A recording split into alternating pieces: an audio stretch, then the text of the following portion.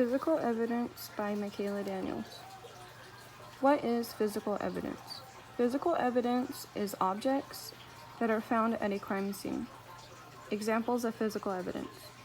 Objects: weapons, tools, firearms, displaced furniture, notes, letters or papers, bullets, vehicles, cigarette, and cigar butts. Body materials: blood, semen, hair, tissue, spittle, urine, feces, and vomit. Impressions: fingerprints, tire tracks, footprints, palm prints, tool marks, bullet holes, newly damaged areas, dents, and breaks. All of these are good examples of some physical evidence that you would find at a crime scene and that can be picked up. How can you collect physical evidence? Plaster is a silicone-based material that is used to pour over the imprints and sand or dirt of tire tracks, footprints, and marks. Images are taken with a camera for things that cannot be picked up and taken into the office.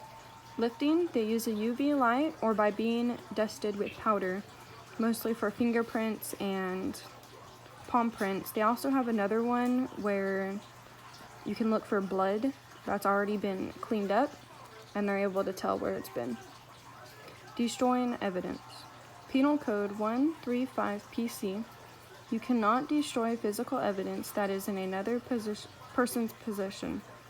Destroying it by burning it, throwing it in the trash, getting rid of, erasing it off of a phone, computer, hard drive, CD, concealing it, taking it from one person's possession into yours. An example of that is going into your boss's office and taking his file but putting it into your files. Here are some pictures of some evidence. You have the tire tracks with the bullet, and they would pour that silicone base over the top of the tire tracks and you would be able to keep those tire tracks. The blood collecting, she's collecting the blood off of the body, taking the pictures of the weapon that looks like it's on the ground, and the footprints in the snow, the knife they've collected, and then they're taking more pictures.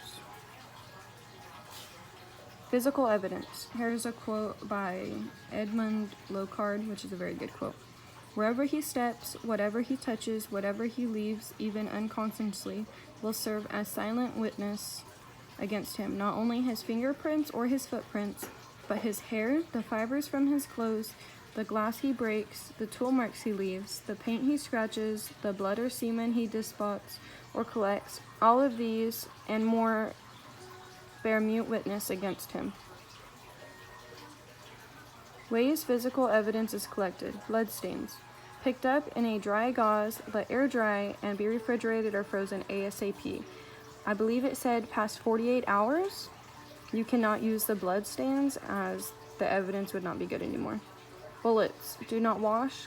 Cover them in paper and put in a tube or a pill tube or an envelope. The bullets have the fragments that come from the gun, so they'd be able to tell which gun it came from. The paint. Do not touch or move. Mark the garment where the paint is and wrap it up and put in evidence. Paint's a big one because it's usually from hit and runs and you're able to tell which car it came from, which color car. David Kim. David Kim was arrested on September 20, 2000 for the deaths of his wife and 2 kids. An investigator said he had blood spatter on his shirt that looked like he did the crime.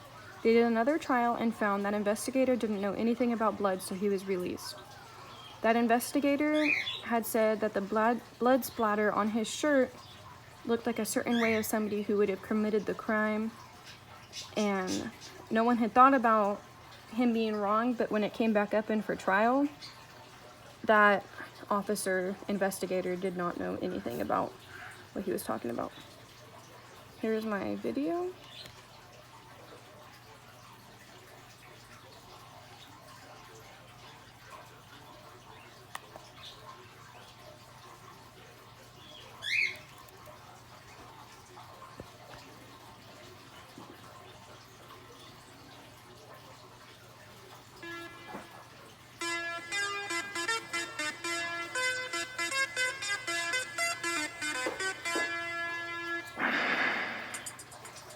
One of the most important aspects of any crime scene is the physical evidence it produces. The goal of crime scene investigators is to find evidence that will link a suspect to the crime and eventually lead to solving the case.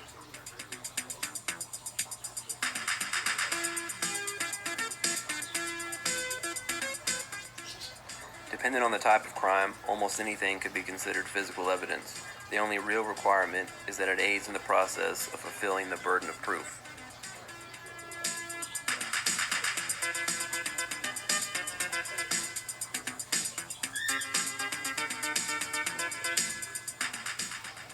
Once pertinent physical evidence is found, great care must be taken to ensure its validity in the future. Failure to follow specific guidelines when processing physical evidence could render it inadmissible in a court of law, ultimately reducing the chances of solving the case.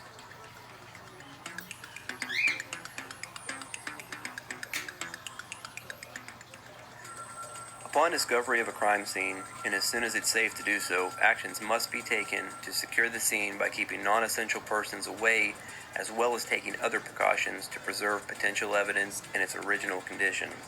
These efforts should be initiated by the first officers arriving at the scene as soon as it's practical and continue until all evidence can be processed.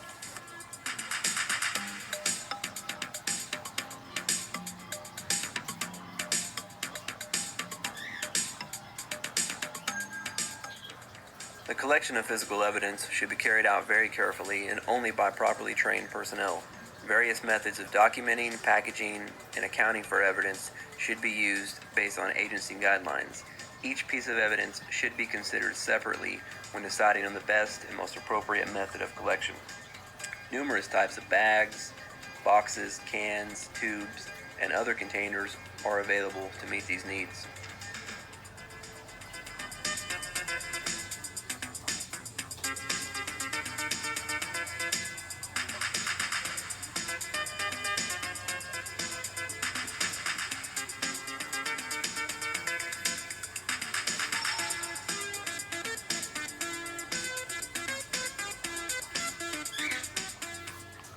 Upon successful documentation,